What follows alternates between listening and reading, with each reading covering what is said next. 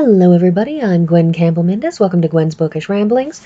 So, back to Dave Barry, because Dave Barry has written a lot of books over the years, and Dave Barry in Cyberspace is an interesting little book because this is one of his single-topic books that probably, and of course I can't guarantee it, but probably this one can be traced back to a specific column the same way his Guide to Guys and Babies and Other Hazards of Sex uh, and the Book of Bad Songs can all be traced back to specific columns. This one probably can as well, although I couldn't point it out to you. But what's most interesting about this, as with many, many books about computers over the years, whether serious or facetious or what have you, is that this book has a sort of an odd. This one has that way of being out of date because, of course, those of us who are old enough to remember the 1990s, we remember 386s and 486s. We remember computers that had all of 4 megabytes of RAM, all of 8 megabytes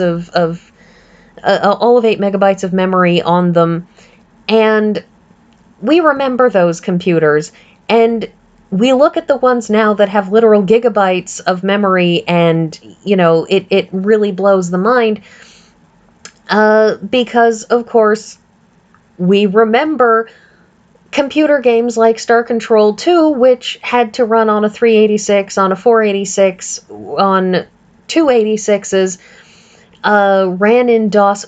We remember those old computers where there were so many memory limitations that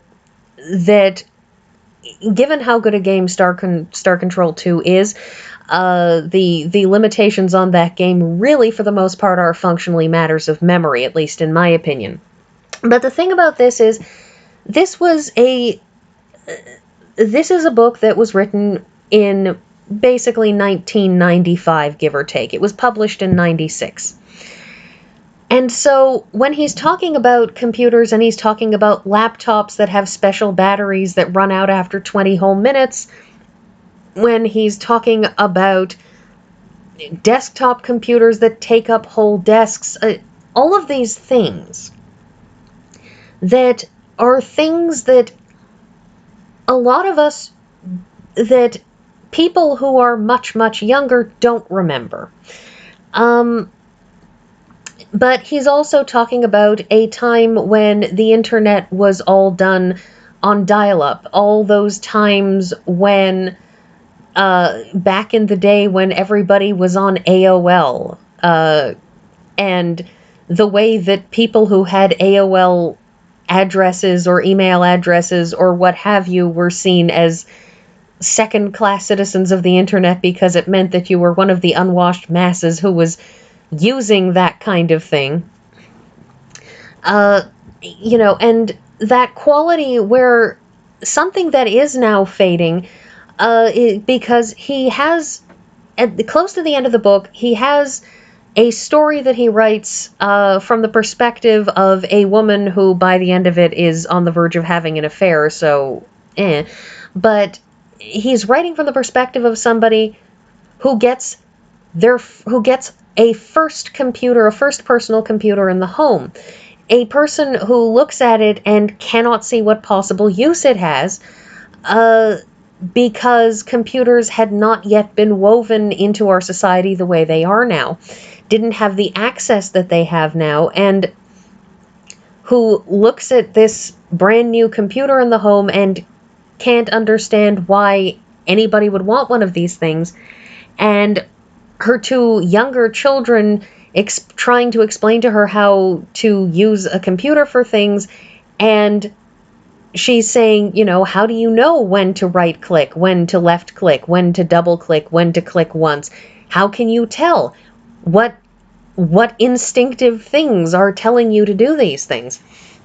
Because it's a dying thing now, because everybody uses computers, that there are fewer and fewer people who walk up to a computer and don't understand when to single click, when to double click, when to right click, when to left click. There are so many fewer people now. And so these things, they date the book. But what's very, very interesting is he's talking at times about, in one part of this, about, the ability to go online or use a computer. And back then it was a CD-ROM, but to be able to go somewhere and copy and paste a whole bunch of stuff in order to effectively get through a high school paper by, copying and pasting all the things. And we all know that's a thing students are doing now and trying to get away with. But also, he gets to talking about,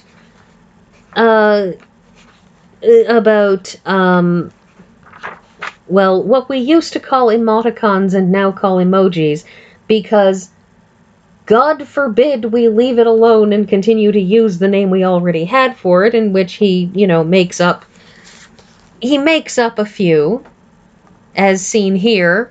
Happy person, sad person, person who is sad because he or she has a fish for a nose, person laughing so hard that he or she does not notice that a five-legged spider is hanging from his or her lip. And of course, the various internet acronyms that people have now started putting everywhere, as though somehow if I attach lol to something, it suddenly becomes funny.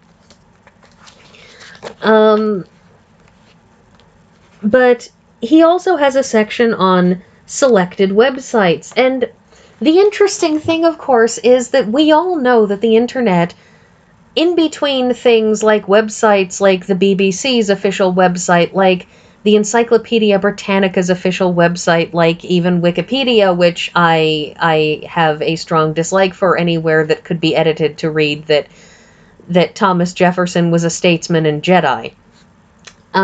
But we all know that in between all of that, the internet is a big ball of randomness. And it was always that. There was always the websites of the toilets of Melbourne, Australia, in which somebody puts detailed reviews of selected Melbourne area toilets. A giant collection of viola jokes, because we all know that if you look, you're going to find that somewhere. Guide to crackers. Somebody has posted a page. Somebody had posted a page featuring photographs of various types of crackers, Cheez-Its, Ritz, Bits, and when you click on a cracker, you go to a page that gives you packaging and nutritional information. Again, I'm sure there are at least 8 websites of this. And the Mr. T ate my balls and Chewbacca ate my balls, because, of course, there were those websites. And,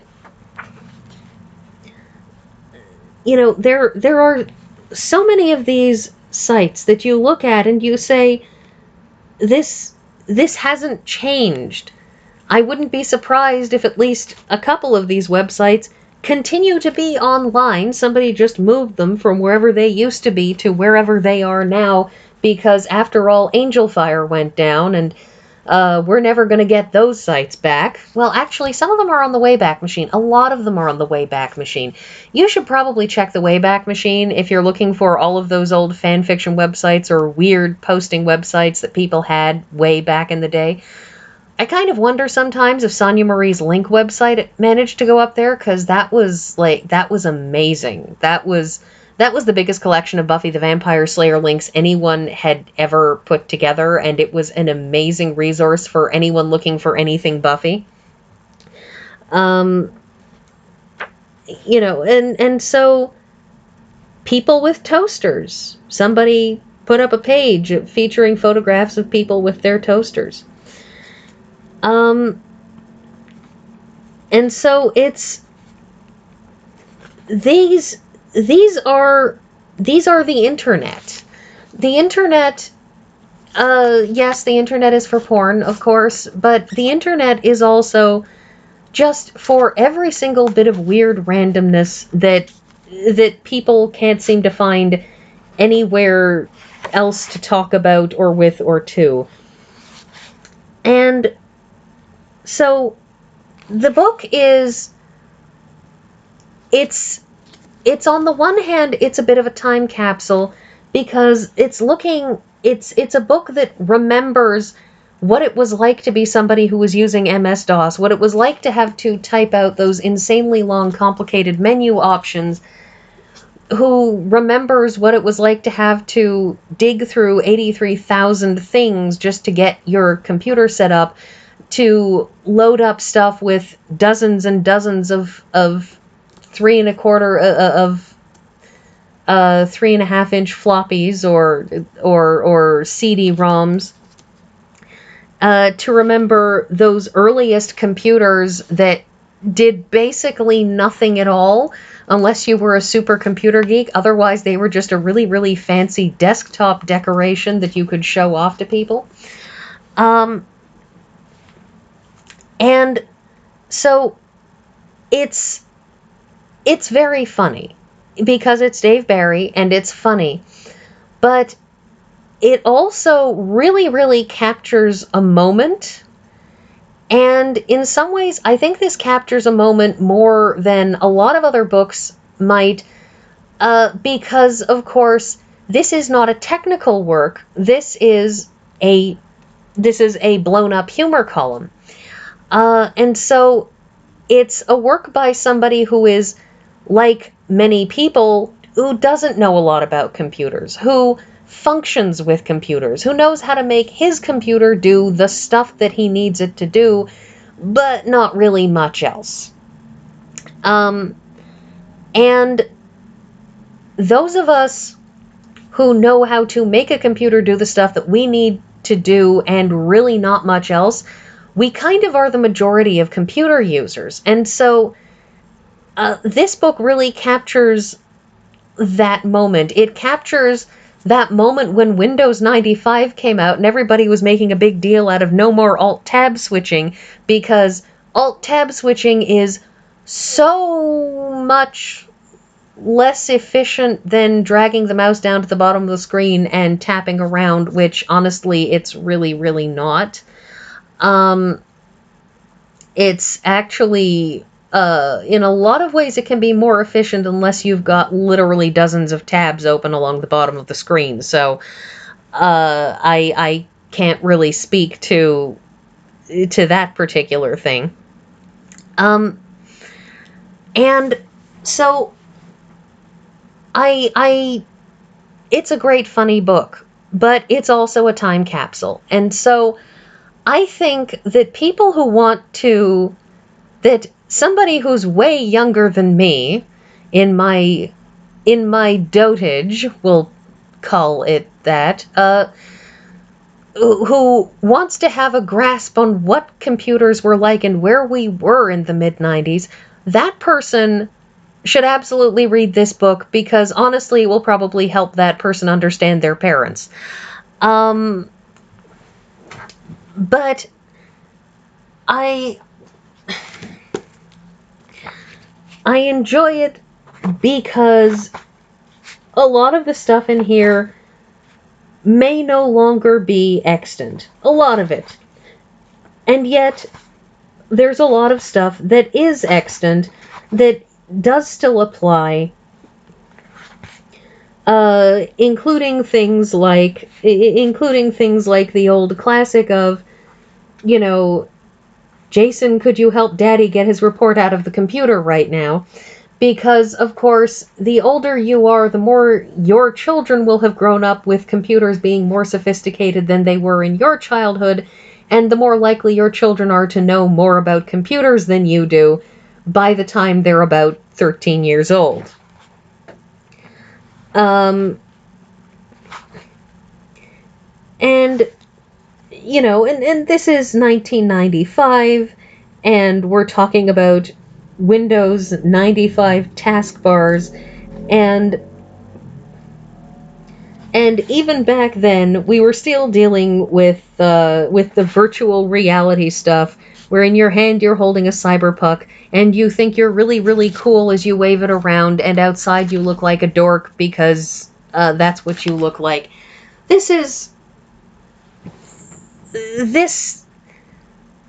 book is just absolutely, it is the internet, and it is computers, and it's out of date, and yet somehow it still remains in date. And it's everything, so I'll see you all next week.